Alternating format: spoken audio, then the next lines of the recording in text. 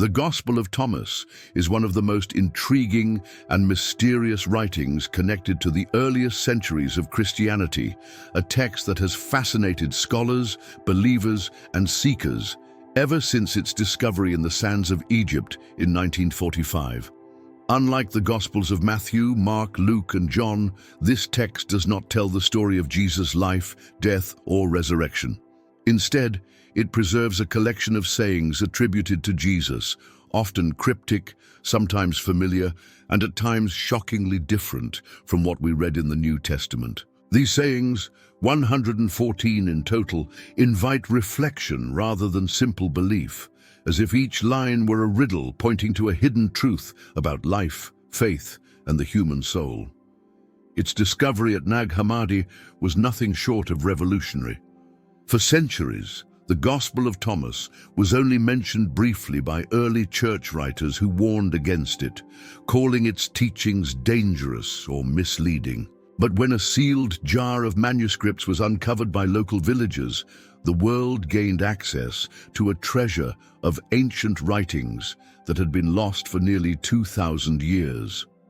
Among them was the Gospel of Thomas, preserved in Coptic, waiting for a new generation to read its words with fresh eyes and open hearts. What makes this gospel so striking is the way it presents Jesus' voice. There are no long narratives, no accounts of miracles, and no passion story. Instead, Jesus speaks in short, direct statements, sayings that cut to the heart of spiritual reality.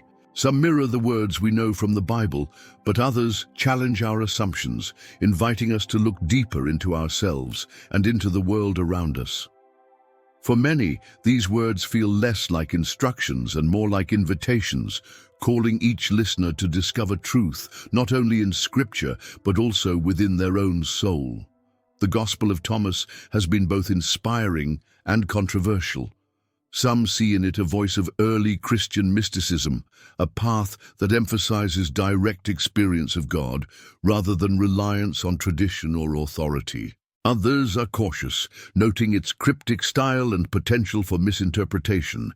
Yet no matter where one stands, its sayings cannot be ignored, because they speak with a force that is both unsettling and compelling. They open doors to reflection on who Jesus was, what he taught, and how his words can still transform the way we see ourselves and the world. These sayings are shocking not only because of their mystery, but because they shift the focus of faith away from external rituals and toward the inner life. They remind us that the search for God is not simply about belonging to a community or following outward practices, but about discovering what lies within and recognizing the divine presence all around. This is why the Gospel of Thomas continues to spark conversations, not only among scholars, but among ordinary people longing for deeper spiritual understanding. If you enjoy these kinds of videos that dive into the hidden wisdom of ancient texts and the mysteries of faith, make sure to subscribe to the channel, like this video to support its reach, and leave a comment to share your thoughts. Your engagement helps keep this conversation alive and opens the door for others to discover these powerful truths as well. Together, we can walk this path of discovery and uncover the treasures that still speak to us from centuries past. When we read the words, "The kingdom is inside you and outside you," we encounter one of the most radical statements found in the Gospel of Thomas. It overturns the idea that the kingdom of God is a place that must be reached through time or geography.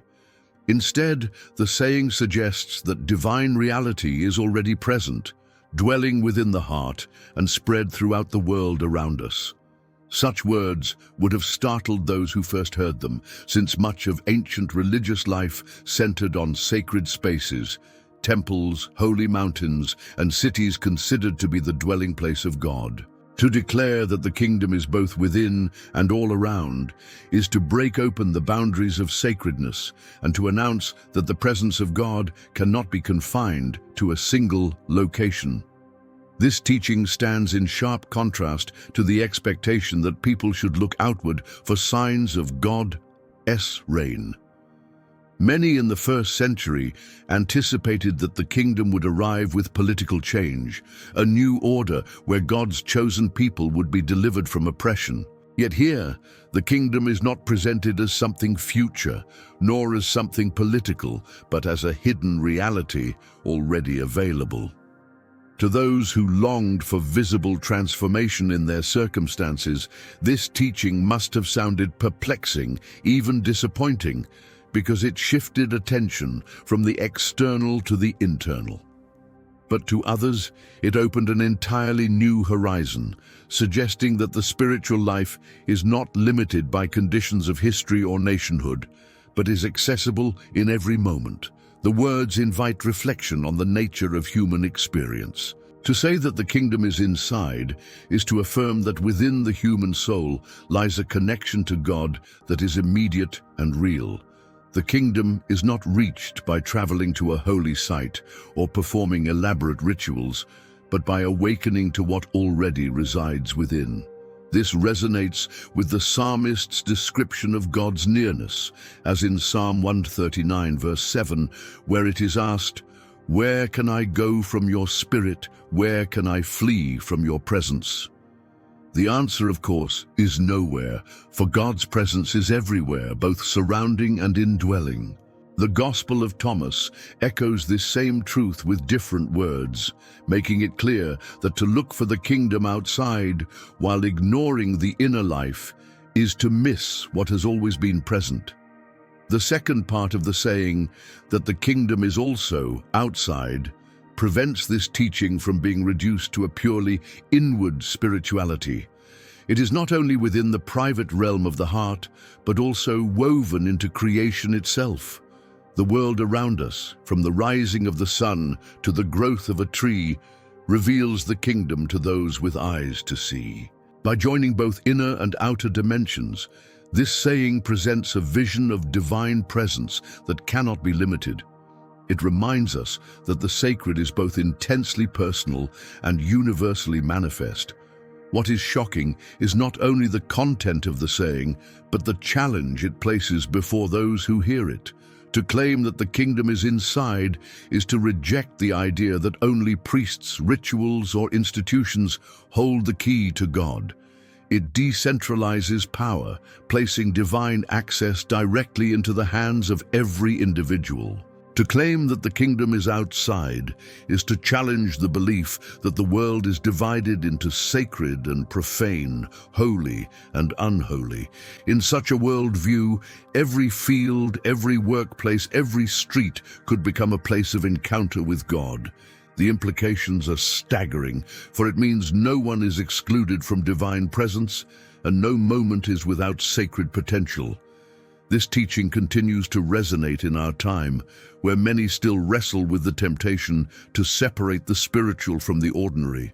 It is easy to believe that faith belongs only in religious spaces or sacred gatherings, yet this saying challenges that view, calling attention to the fact that God's reign permeates both our inner lives and our outward environments. It offers hope to those who cannot make pilgrimages or who feel distant from organized religion, reassuring them that they are not far from the kingdom, because it is already near, even within their very breath. At the same time, it offers a caution. If the kingdom is both inside and outside, then blindness or distraction can cause people to overlook it entirely. The saying goes on to warn that if one does not know oneself, one dwells in poverty. This suggests that failing to recognize the divine presence within leads to a life of emptiness, even when surrounded by abundance. To ignore the kingdom inside is to live without the very core of one's being, while to overlook the kingdom outside is to miss the beauty of creation, testifying to God. Ultimately, this shocking saying confronts each listener with a question. Do we see the kingdom where it already is, or do we continue to chase after it as if it were hidden somewhere far away? To accept its truth is to live with the awareness that every moment is touched by the presence of God, every place has the potential to become holy ground, and every soul carries within it the treasure of divine reality waiting to be recognized. Another startling statement from the Gospel of Thomas declares, "When you know yourselves, you will be known." At first glance, it appears almost paradoxical. How can knowing oneself lead to being known, and what does it mean to be known in this context? To those who first heard these words, the suggestion that self-knowledge was the key to divine knowledge must have sounded unusual, perhaps even dangerous, since religious teaching often emphasized obedience, ritual, and external devotion. Yet here we find a teaching that elevates self-awareness to the level of sacred practice, making the journey inward one of the most important journeys a human being can undertake. The idea that knowing oneself is tied to being known suggests that self-awareness is not merely psychological, but deeply spiritual. To know oneself is to recognize the truth of one's identity before God, to see both weakness and strength, both failure and possibility, both mortality and the spark of eternity. In this recognition, a person becomes open to divine recognition, for only when the masks are removed can the soul be seen in its fullness. The saying suggests that God's knowledge of us is not superficial, but penetrates to the depths. And when we truly come to know who we are, we step into alignment with that gaze. This is not a call to vanity or self-centeredness.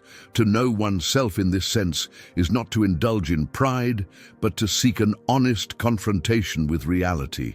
Many live their lives fleeing from self-knowledge, preferring distractions or illusions rather than facing the truth of who they are.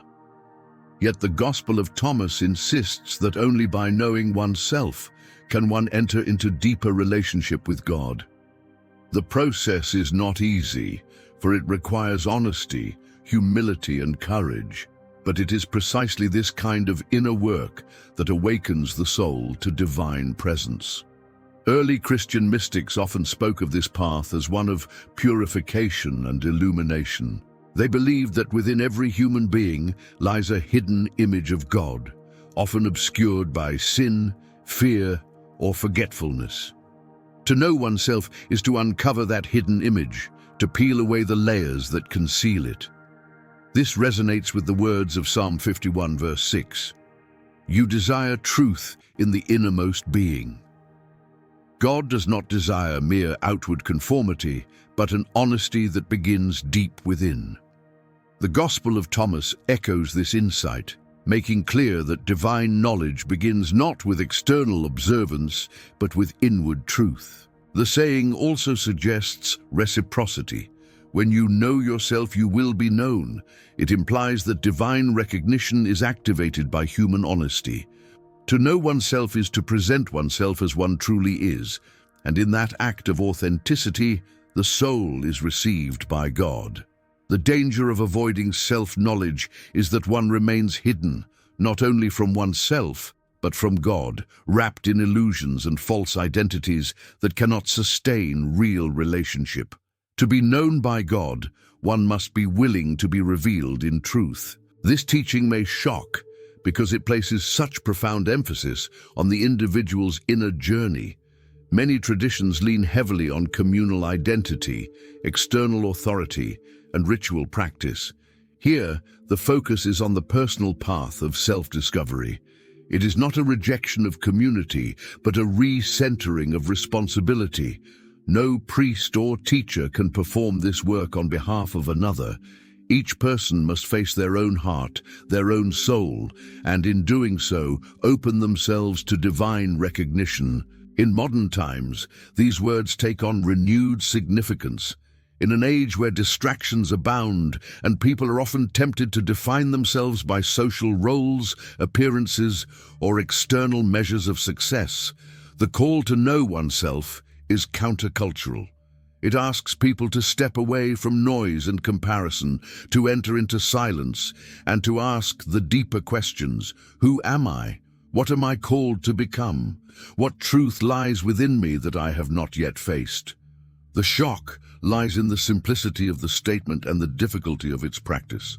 When taken seriously, this saying suggests that the path to God begins not in distant search, but in honest reflection. To know oneself is to open the door to being known, and in that mutual recognition lies the heart of true spiritual life. Few sayings from the Gospel of Thomas are as vivid and surprising as the one that declares, "Split a piece of wood, and I am there. Lift up a stone, and you will find me." With these words, Jesus speaks of divine presence in the most ordinary of places, within the material world itself. This statement would have been shocking in a culture that often separated the holy from the mundane, where the temple was considered the dwelling place of God, and ordinary work was seen as far removed from divine activity.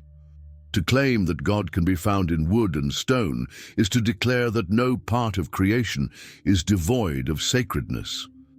The implications are profound. It suggests that divine reality is not confined to holy sites, sacred texts, or ritual practices, but is woven into the fabric of everyday existence.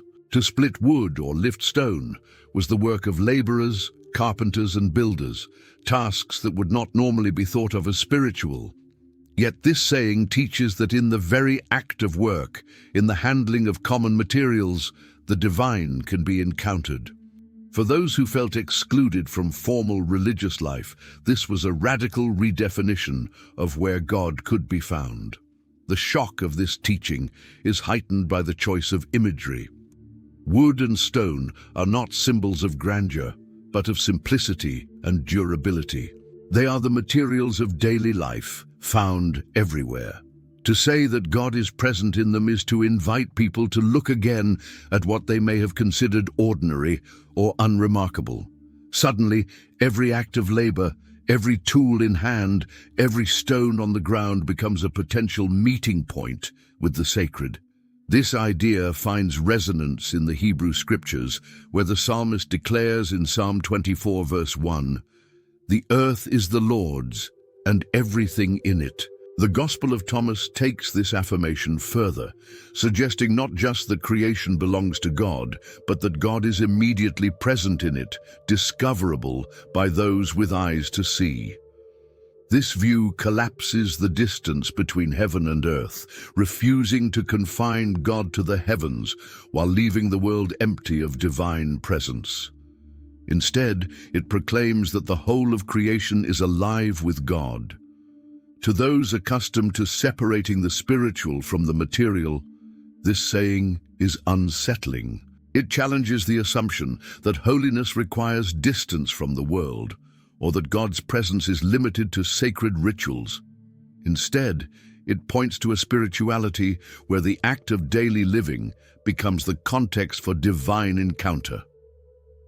A carpenter working with wood, a builder laying stones, even a child lifting a rock in play, all are moments where the divine presence can break through. The significance of this teaching continues to resonate today. Many still struggle with the temptation to divide life into sacred and secular, confining spirituality to certain hours, places, or practices. Yet this saying insists that the divine is present in the kitchen as much as in the sanctuary, in the marketplace as much as in the temple. Every stone lifted and every board cut becomes an opportunity to perceive God's nearness. It is a teaching that sanctifies labor, ordinary tasks, and the natural world itself.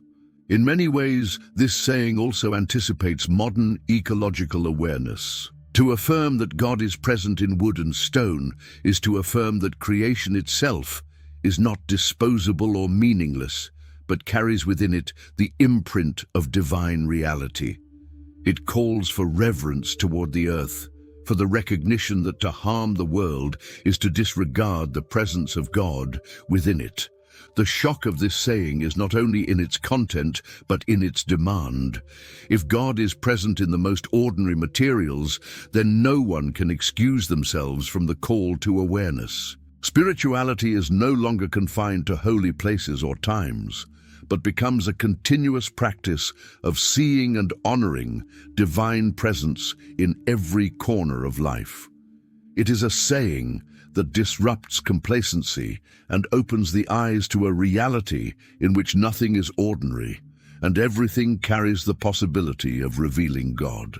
Perhaps one of the most cryptic and unsettling sayings in the Gospel of Thomas is the image, "Blessed is the lion that the human will eat, so that the lion becomes human, and cursed is the human that the lion will eat, so that the lion becomes human." This imagery is unlike anything found in the canonical Gospels, and its meaning has puzzled readers and scholars for generations. The shocking imagery of humans and lions consuming one another is not intended to be taken literally, but rather symbolically, pointing to a profound spiritual truth about the struggle between human nature and the forces that threaten to consume it. One interpretation sees the lion as a symbol of untamed passion, primal instinct, or destructive desire. In this reading, the human represents the higher spiritual self. When the human eats the lion, it is a picture of overcoming and integrating those lower instincts, transforming them into something higher. The lion is not destroyed, but absorbed and elevated, becoming part of the human's strength rather than a force of destruction. In contrast, when the lion consumes the human, it is an image of a person overcome by their baser instincts, allowing desire or fear to swallow their higher calling. This interpretation resonates with the biblical theme of self-mastery. Proverbs 16 verse 32 declares, "Better a patient person than a warrior, one with self-control than one who takes a city." The wisdom here is that true strength lies not in outward conquest, but in ruling one's own spirit. The Gospel of Thomas takes this idea and presents it in startling metaphor. To master the lion within is to be blessed, while to be mastered by it is to fall into ruin. Another perspective views the saying as describing the transformation of weakness into strength. The lion, often seen as a predator, represents the challenges and struggles of life. To eat the lion is to face these challenges directly, to draw strength from adversity, and to emerge with a deeper sense of humanity. In this way, even what threatens us can become the source of growth, while surrendering to it results in loss of identity. The shock of the metaphor lies in its blunt imagery, forcing the reader to confront the reality that life is a struggle between forces that either elevate or destroy. In yet another layer, the saying can be seen as a teaching about spiritual maturity. The human who consumes the lion represents the person who has faced their inner battles and allowed spiritual wisdom to triumph over destructive impulses. The cursed human, devoured by the lion, illustrates the fate of one who refuses this inner struggle and allows base instincts to dominate. In both cases, the imagery of becoming human is central. True humanity, according to this saying, is not given automatically by birth, but must be achieved by confronting and mastering the forces that oppose it. What makes this saying shocking is not only the metaphor, but the radical challenge it presents. It does not allow for neutrality. Either one consumes the lion or is consumed by it. Either one integrates and transforms the inner struggles, or one is devoured by them. It paints the spiritual life as a battle of survival, where the outcome determines the very nature of one's humanity. In today's world, the imagery remains strikingly relevant. The lions of destructive desire, addiction, anger, or fear still threaten to consume individuals. The challenge to eat the lion is a call to confront these forces, not by denying their existence, but by facing them, integrating them, and allowing the struggle to shape true humanity. It is a call to courage and vigilance, reminding us that spiritual growth often comes through wrestling with what is difficult and dangerous.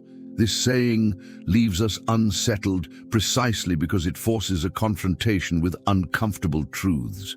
we are reminded that within each person lies both the potential for mastery and the danger of being mastered. The blessing or the curse depends not on external circumstances, but on how one engages with the inner lion. To bless the lion by consuming it is to transform its power into wisdom and strength.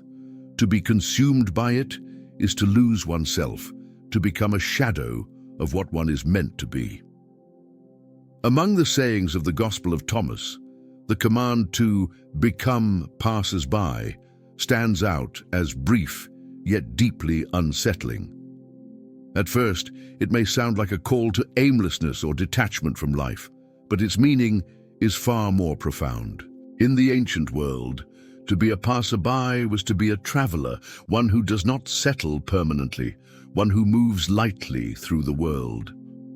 When Jesus urges his listeners to become passers-by, he is calling them to adopt a posture of radical detachment, to live in the world without clinging to it as if it were the ultimate reality. This teaching resonates with the idea that earthly life is temporary and fleeting.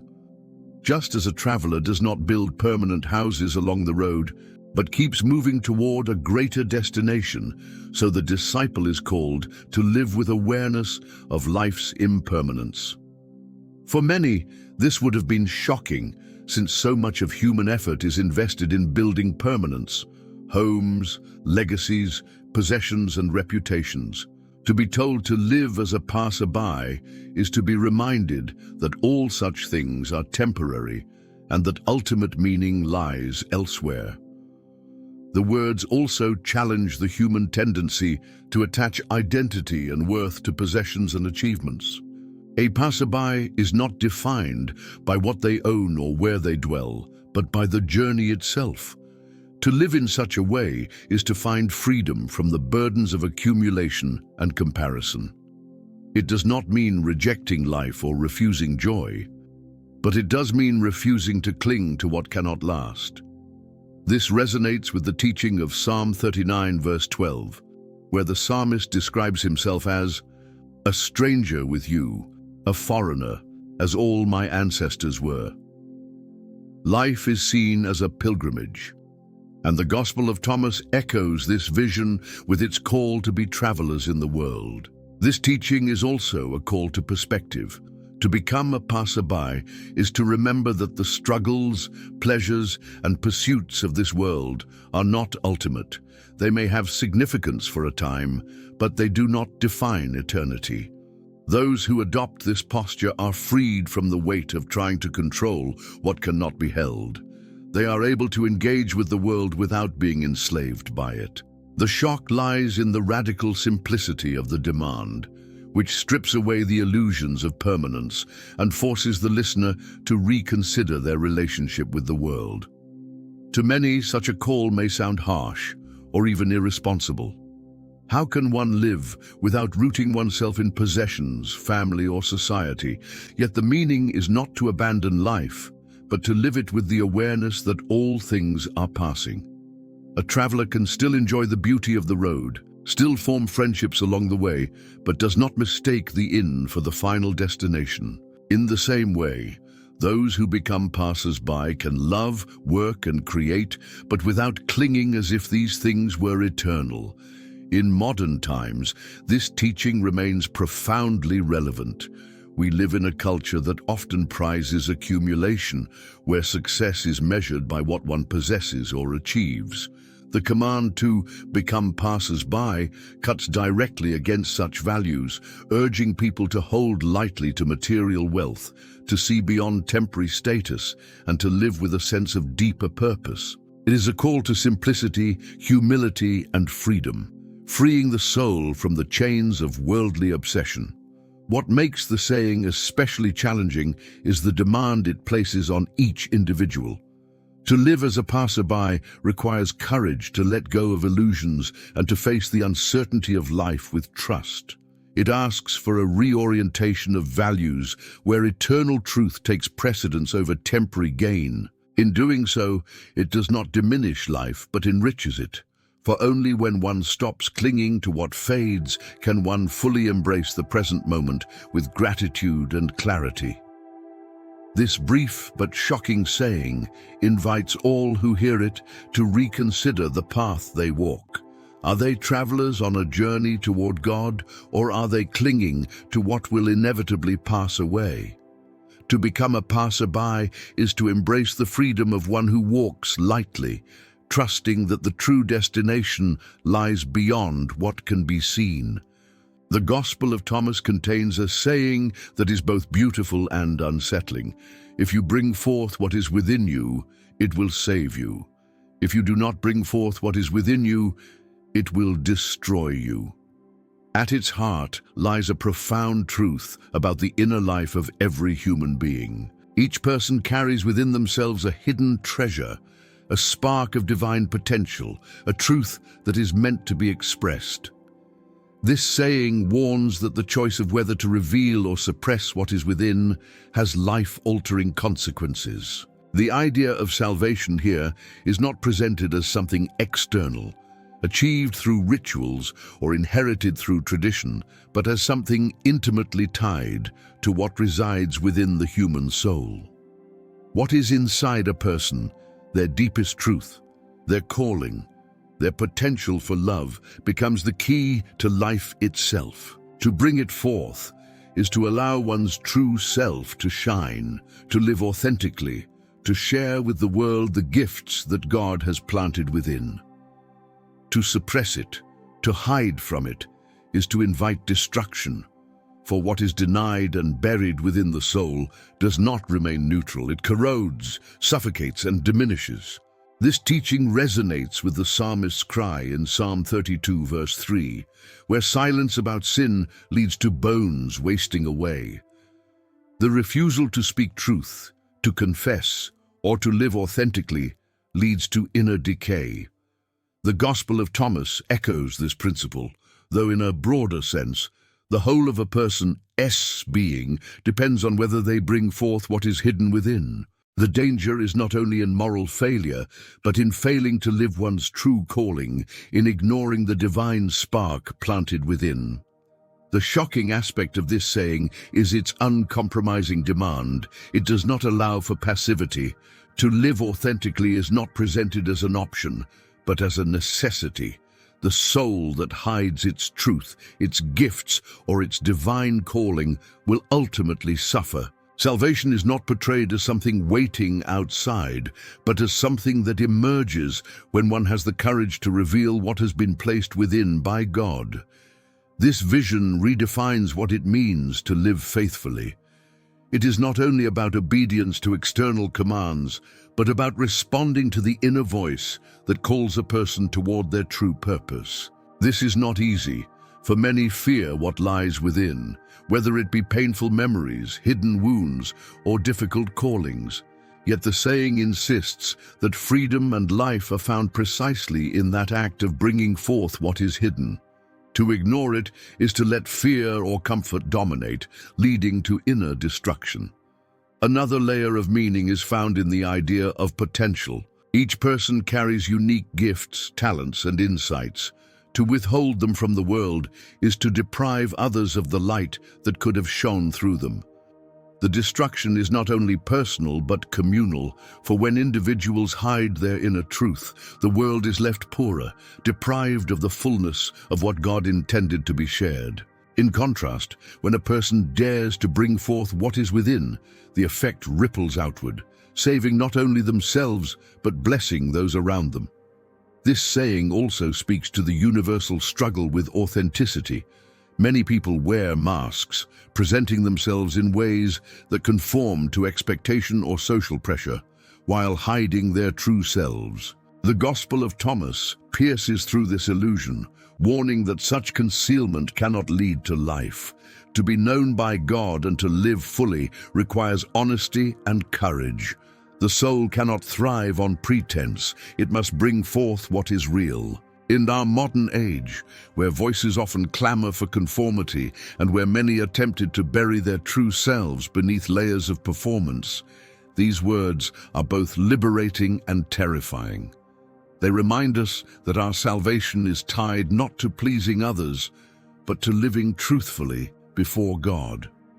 To live a lie, no matter how comfortable, is to invite destruction. To live authentically, though it may demand sacrifice, is to enter into life. The depth of this teaching is that it ties salvation not to what one receives from outside, but to what one releases from within. It demands courage, honesty, and trust. But in doing so, it offers a vision of life where every individual becomes a vessel of divine truth, shining with the light they were created to bear. The shock of the statement lies in its urgency. The choice cannot be delayed forever. Each person must decide whether to bring forth what lies within or to let it wither in silence. The Gospel of Thomas remains one of the most mysterious and provocative writings from the early centuries of Christianity. Its sayings are shocking not only because of their cryptic form, but because they challenge familiar assumptions about faith, identity, and the nature of God. From the declaration that the kingdom is inside and outside, to the call to know oneself, to the vision of God's presence in wood and stone, to the unsettling image of lions consumed or consuming, to the command to live as passers-by, and finally to the urgent demand to bring forth what is within, these words have stirred reflection for nearly 2,000 years.